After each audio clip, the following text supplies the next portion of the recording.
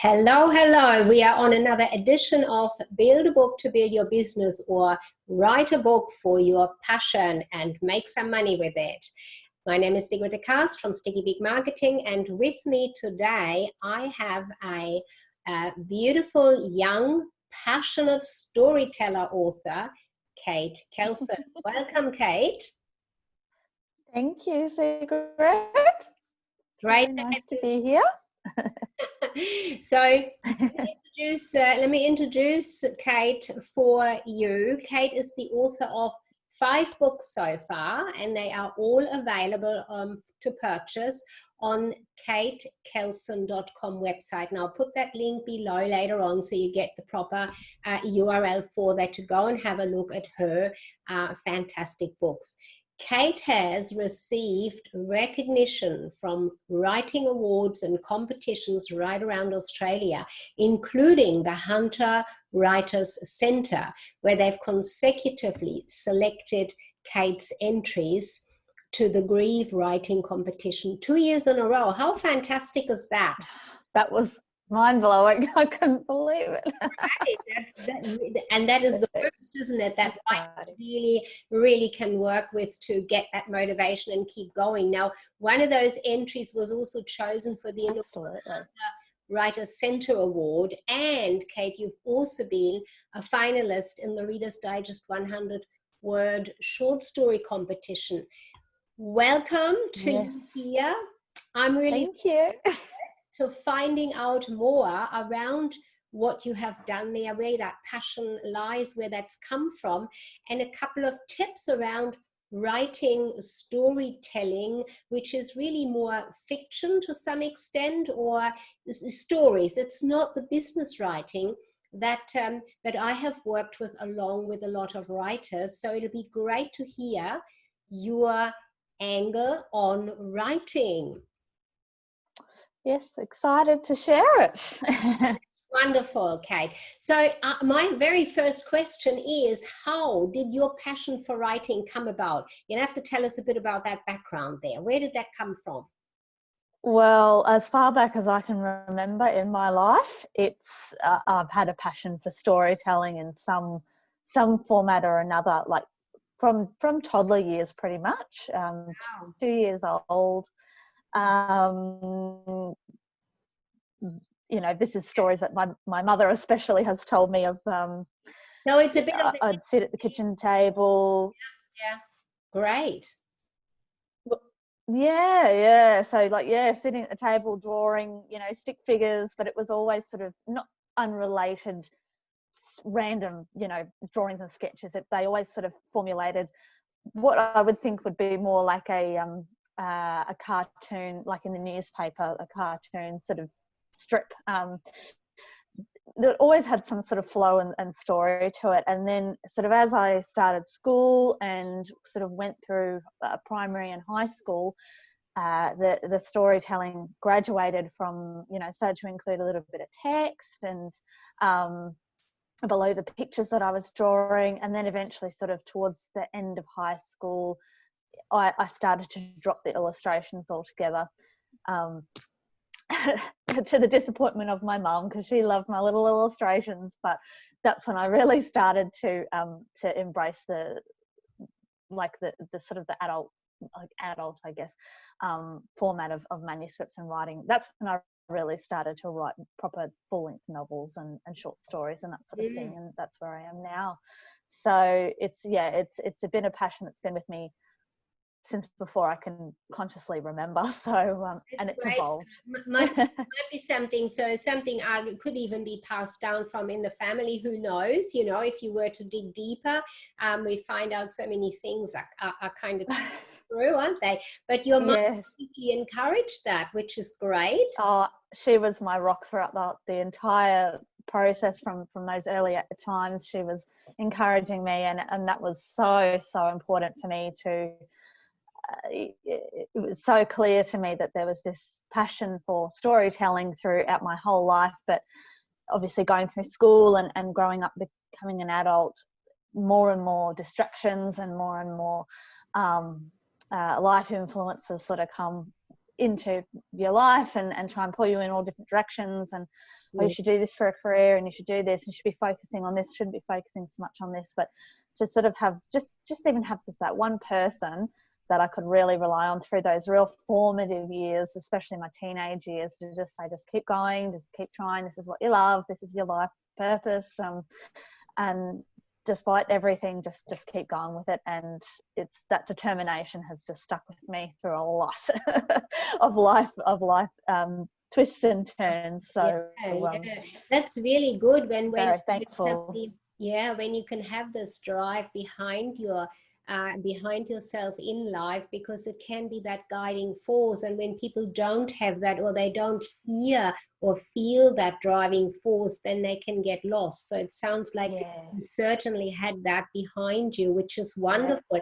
But I guess also, as we all do, we experience hurdles along the way. So if I was to ask you to give our listeners here 3 hurdles that you've experienced in your writing journey, how would you describe them? Would you come up with 3? Were there that many, or maybe not?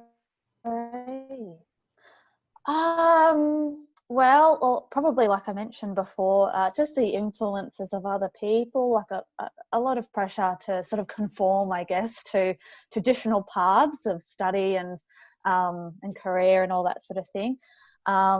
I feel like I was so lucky to have people in my life so close to me that helped me stay the course.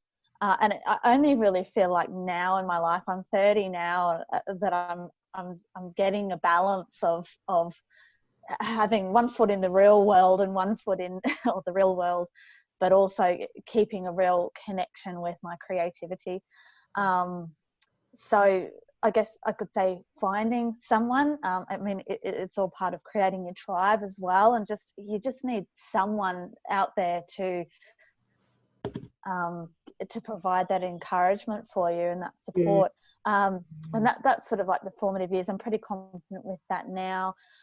There's definitely been hurdles in the writing process, I guess. I mean, I always say now that the writing the book is, especially even in fiction as well, is the easy part to me, because it's so creative, and it's just such a flowing process. It's when you get to if you decide to go down the publishing and book marketing process, that's when it can you're sort of dipping into the logical side of things, and it's less creative in some ways, in the way that writers, especially fiction writers, might perceive creativity.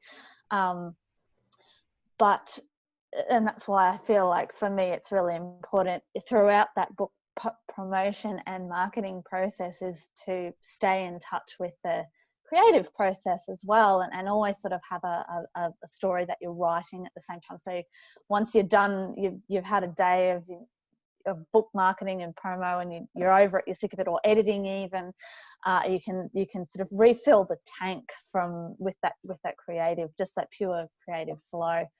And I mean, with the publishing side, there's definitely been a lot of learning and a lot of hurdles. I originally I published the original first run of The Welted Rose when I was 21. That first run was through what I call assisted self-publishing. So I engaged a self-publishing company to put the book together for me, and then life happened, and I ended up that can be quite an expensive process as well. And I mean, I was only in my sort of mid-20s at this time, so I was looking at other options, and that's when I started with Amazon. At the time, Create Space was still in existence. Yes. Yep. And Kindle direct publishing as well. Went down that track. Unfortunately, I had issues with them. I had a couple of years ago now, was told that something was awry with my system, my account there. Was said, everything's shut down and you're blocked for life. So Yeah. That's the big that name was really, online. Yeah. it was heartbreaking for me. Like I tried to reach out to sort of find out why, and also to express that whatever had happened, I certainly had not intended for any wrongdoing anyway. They decided no good. So it's really taken me, when was that? That was about 3 years ago now, and it's really taken me this much time to sort of, it was only last year that I sort of got the emotional I was emotionally ready to start that process and look for alternatives. I was really disheartened because I sort of thought, well, if I can't be on that platform, what's the point in trying anywhere else? Because that's the biggest platform out there to me, that seemed. But I'm learning now that there's so many other platforms as well. There And I'm is, experiencing yes. a lot more support, author support on a much better experience. So I'm quite excited to sort of explore that more. So yeah, it's sort of been the last 12 months I've been working towards getting my books back into distribution, and that's what sort of brought me to where I am now, which is I've got everything's all up on ebook. I'm now facing putting together the paperback, which is a bit of a trickier process. It's surprising because you think the ebook would be harder, but the paperback is. There's a few more, yeah. There's a few more bits and pieces. So, but it's all right. I'm ready. Next month, that's my project going forward, and I'm just so fortunate that I've got writing buddies, writing and publishing comrades, as I call them, on this journey, and they've been like mentors to me. They're sort of doing this process at the same time, and they've been able to mentor me a lot and guide me through this process as I learn. So it's really that's where I am now. It's interesting to hear. You know, we all have different experiences, obviously, in life, and with work and everything, and certainly with writing. You're coming from that whole passion, emotion, everything around the creativity. And then you're having such a run into the wall kind of an experience is very very sad, unfortunately. And that's not the only platform though that writers that I've worked with and know have had issues. There are others as well. It does pay to learn to do it to some extent yourself, but you can still have such an experience of not getting somewhere. The great thing is the author status is still the status to have. It is still acknowledged as being somebody special, somebody who's made the effort, who's got some expertise, including in the fiction writing area, because to me that takes a lot more planning and drawing on your inner resources to put a book together.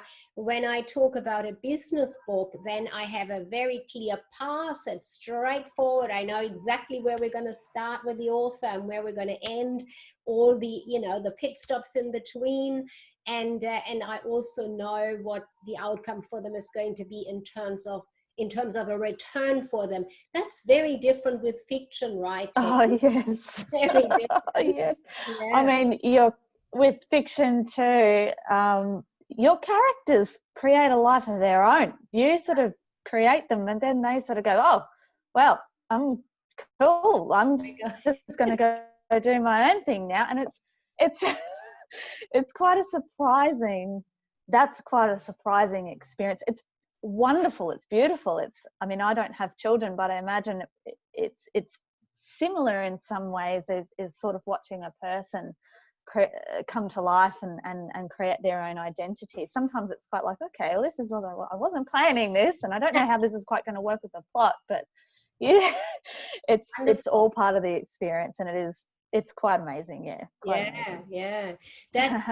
That's really great to hear. So certainly hurdles on the way, but of course, you know, when you go back to the source, your passion in there and your creativity, I guess, then that drives you forward. And having you know, having the support around you, I think that sounds like really important. I think we all need that in lots of different areas of our lives. So thinking about I know there's a big difference in terms of the whole mapping out of the and going down the path of writing from between fiction and the non-fiction, the business world. But if there was one thing that a potential writer needs to know, that you wish you had known before you started with it, is there something you can put your finger on to say, if you're on the path to writing fiction, you have got that creativity, you want to explore it,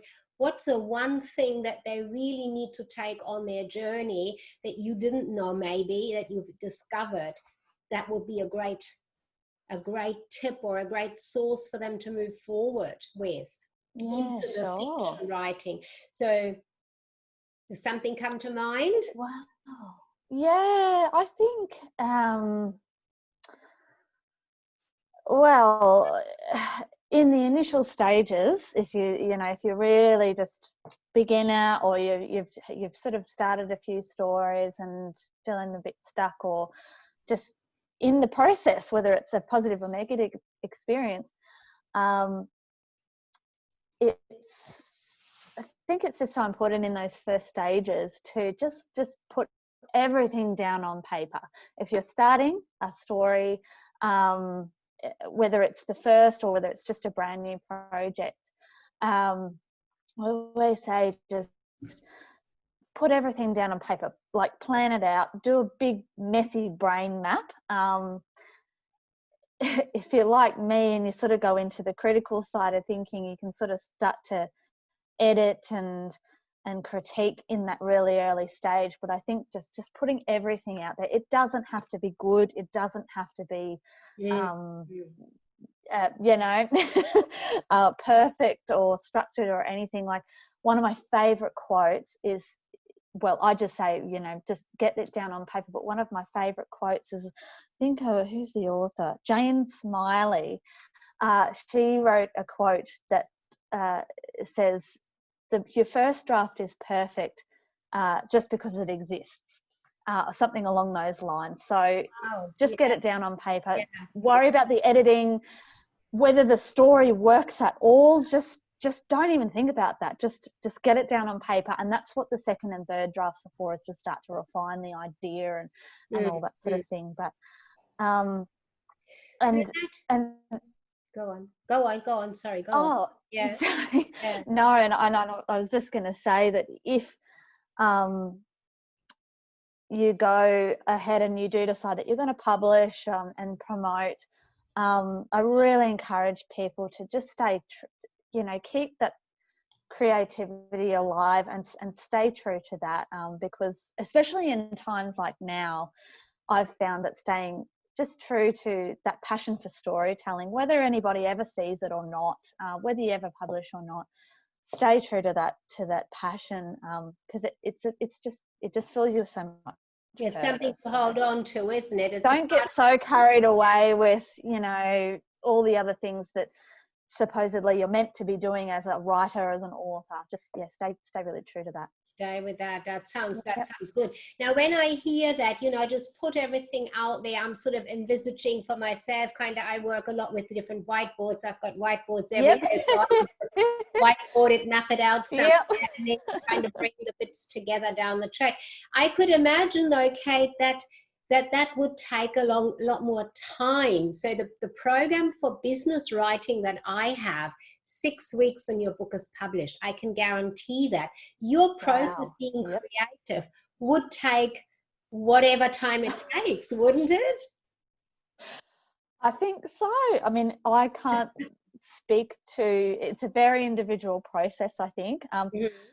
Because like I said, I think in my experience, I think I know a story, and then, like, for example, at the moment I'm working on a short story, which is a supernatural genre, which is not something that I usually work with, and I think that I'm finished with it. I want to publish it by October, and it just more and more sort of keeps coming and coming, and it so that plotting and planning and structure seems to sort of get a bit out of hand sometimes. But I think, yeah, definitely having a system in place to keep track of things, keep things contained. I guess if you in fiction writing, yeah, is important, because there will come a time when you want to finish a project. You know, for me, there's a wonderful time when there's just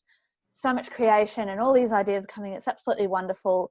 It gets to a point where you've been working on a story for so long that you just want to get it done. You just want to get it finished. I just want to move on to something else. So letting the creativity flow, but having some planning and some methods to keep track of your progress as well. Not just for keeping track of where you are, but I also find that to be quite encouraging too. So, because I work a lot with 30, 60, 90-day plans. So not only just to tick off all the achievements that I've achieved over that period of time, but to, in times when I feel like not much is happening, I haven't really achieved that much, I can look back and say, oh, I've actually got quite a bit done. So that's great. And I think yeah. that goes for everything probably in life, to have some sort of framework around you that you establish as you go, but to have something, because I always refer to it more like a roadmap. If you don't know where you're going, you kind of end up in the wilderness somewhere. That's it. And I mean, if people are writing fiction purely for their own enjoyment, they don't have any timelines, they're not going to share it with anyone, it's just for them, maybe there won't be such a need for such structure to your timelines. But even then, just for yourself, you might want to have some form of structure in place, and it's different for everyone. I mean, I use a diary. Some people, like I said, might use a whiteboard. They might have a post-it note system. There's so many programs online too now that you can use, that you can use, like virtual pin boards and that sort of thing. So it's really about just sort of exploring those different platforms and finding what works for you. It's such an individual thing. I can imagine. I want to touch on, you mentioned that your books are in the digital format at the moment, yes, and you're looking at getting them into the print version. Now, I'm curious to hear your thinking around, is one of the two better, more successful in terms of bringing it out there? Is there a particular thinking behind you going to, or having started on one, now going to the other, wanting to have both? What are your thoughts around the two formats? It's such an individual thing, once again, I think more so from the reader's perspective.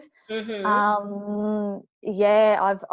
That's been one of the biggest pivotal questions for me in this publishing journey is, which should I be focusing more on? Should I favour one completely over the other?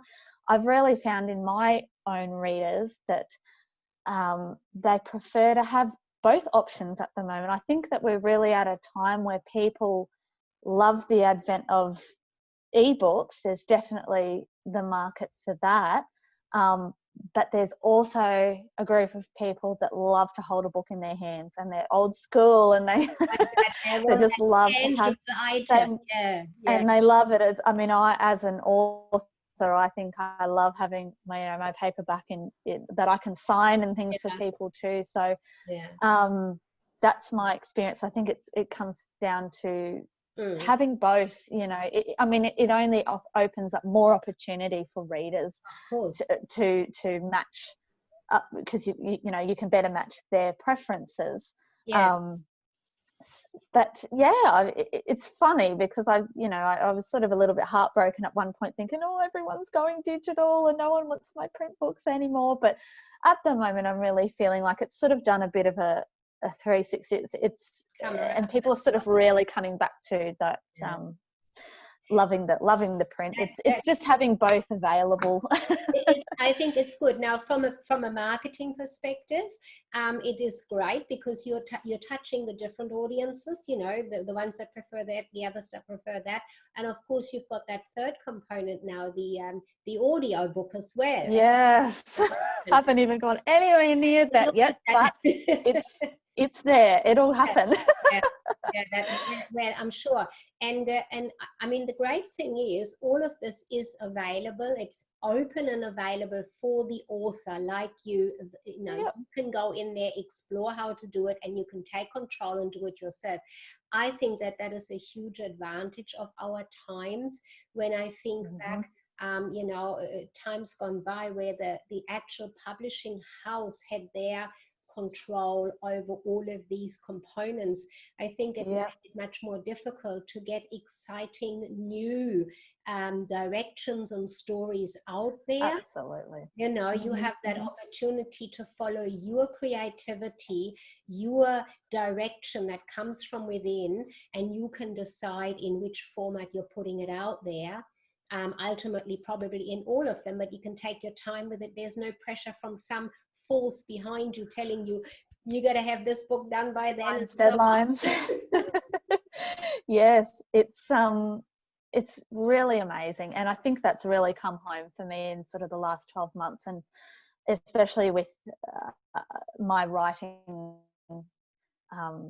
tribe that I have. Two of my best friends in the world, Kelly and Christine, are here on the Gold Coast as well. And we've talked a lot about this, and we've had opportunities come up, you know, manuscript submission programs. A lot of the publishing houses, the traditional publishing houses that are out there are running those programs. And we have discussed this amongst us as writers, and sort of for the first time ever for me, it's sort of really questioned, like, do I actually want to do this? Do I actually want to go down that road? And weighing up what the pros and cons of that. And I think, you know, because as a writer and an author that has been on this journey, it's you sort of going along the process and doing all the learning and education that you do, you sort of formulate an idea of what this journey should be like and what the milestones that you should want to do. You know, I should want to get published. You know, that should be the ultimate goal. But at the moment, I sort of feel like I'm really asking myself, well, if I do go for that, I'm potentially sacrificing creative control. And there's potential to have just as much success and still have control. You know, it's just, I have not even thought about this in this way up until this time, but this is what comes back to having such a good writing support network around you, is that they can sort of challenge your ideas and these preconceived ideas about what success means as an author. And it's just all changing, and it's just amazing. And to sort of rethink a lot of this, and it's letting go of a lot of old stuff, old ideas and concepts and pillars of success. Of how things have to be done. Yes, it's quite, because that's probably one of the biggest struggles that I've had in my journey is, you know, because as I was coming through high school, and that's the thing I formulated a lot of dreams. You know, I thought, I want to be the next J.K. Rowling, as we all sort of said. I want to have that level of success, and this is how it's going to happen, and going to have the dream and be picked up and have this amazing contract and movies made out of my books and all that. So to challenge that idea in the last couple of years, that's what's been happening for me, is, and potentially sort of letting go of that idea of my success and formulating a new one has been very challenging, but quite interesting and exciting too. Okay, so that's a really interesting point now that you've just touched on, and it's the success of authorship. So having success, Yes. success means something different to different people. So when we write a book in the business sphere, the whole idea is the success of the business owner, the author, to be a lot more visible across all channels possible online, obviously, and predominantly also globally, because many businesses, and as we're experiencing right now, you want to be online or you're not going to be there. Yeah. So success Yeah. is tied into the monetary return as much as being that standout business or business person with a great message. So that's how we measure that in. Obviously, as a fiction writer, you have sometimes a different approach to this. Success means that people know about you. So it's not necessarily the monetary return in the first place, but it's they know me as the author, and I can go out there and speak and I will be recognized. Have you ever considered that behind all of that actually sits a really tight knit business plan and marketing journey before they even get to have that acknowledgement to be J.K. Rowling's? Absolutely. Yeah. There's I guess, yeah, that there's got to be a plan. And it's more than just you as well, I think, is she just, to use J.K. Rowling for an example, she just didn't give up, and she had a very specific niche that she filled at the time too. And well, that's especially the key point. That's the key point, Kate. That was my next point, is what. So when we write for the business, or with the business, the first thing we ask is, who are you writing for? Is that ever something that crosses your mind when you're coming from your passion and your creativity, when you start writing and mapping out a story that is a fiction? Do you think about who's going to read this? Is that something that comes to mind initially? Yes, every day. All the time. Who's going to read this? But in a bit more of a negative sense, but it's for me personally, it's become such a personal experience for me, and especially with what we've been going through, it's really solidified for me in the last 6 months or so in this real lockdown stage that we've had. It's really, really made me sort of think, who am I doing this for? Because right now seems to be like not the time that anyone's interested in what I'm doing or purchasing books or anything like that, So why am I doing this? Why am I really doing this? I'm doing this because it's my passion. It's my life. It's why I get up in the day. It's how I identify and I express myself to the world. And I remember distinctly when I first left high school, and I did my first writing course. I did a comprehensive writing course through the writing school. I don't even know if they're around anymore, but it was a fantastic course, and it just sort of went through all aspects of writing, non-fiction and fiction. But I do remember back, they did say, you've got to pick your topic and you've got to have your market in mind before you write the story. But as a fiction writer, that it's been a different experience for me.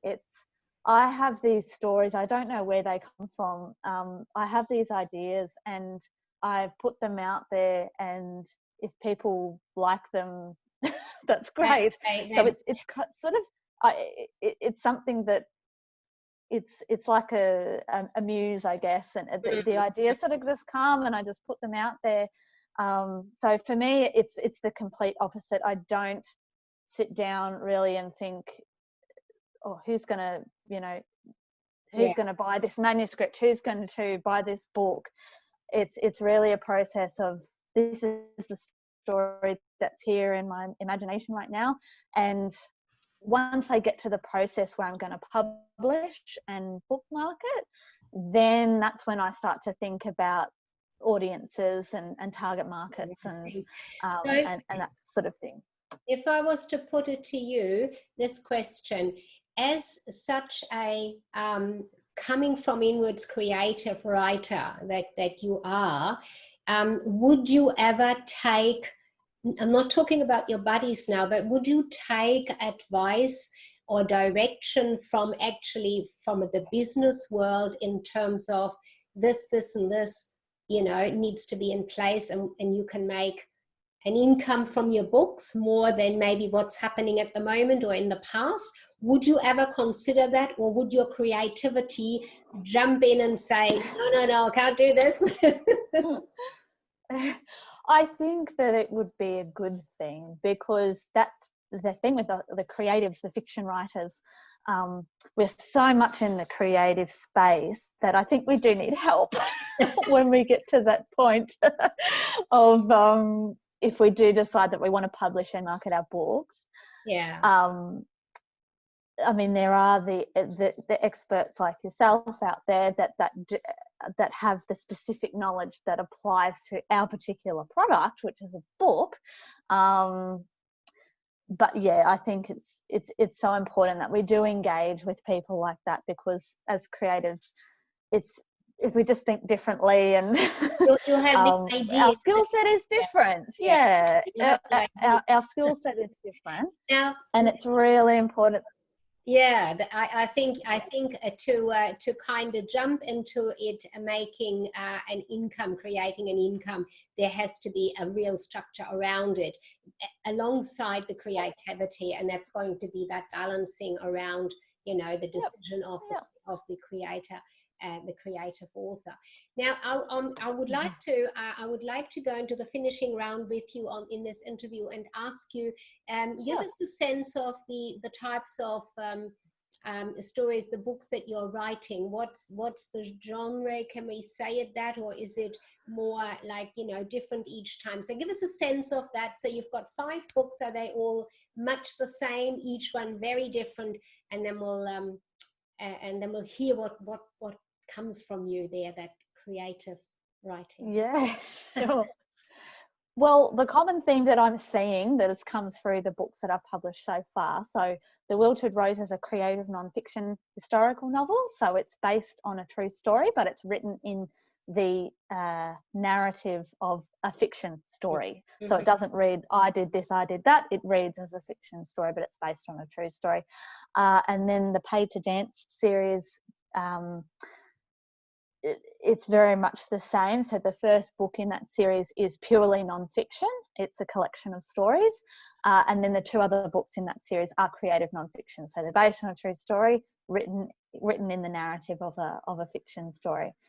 But then I've got my short story collection, which is under construction at the moment, but it has previously been published, which is psychological suspense. It's purely fiction. There's no truth really, but I think even in that, like across all my stories, even those that veer more to the fiction side of things more than the creative non-fiction or purely non-fiction, I love capturing experiences, people's life experiences and perspectives. I was trying to get the right word there. Yeah.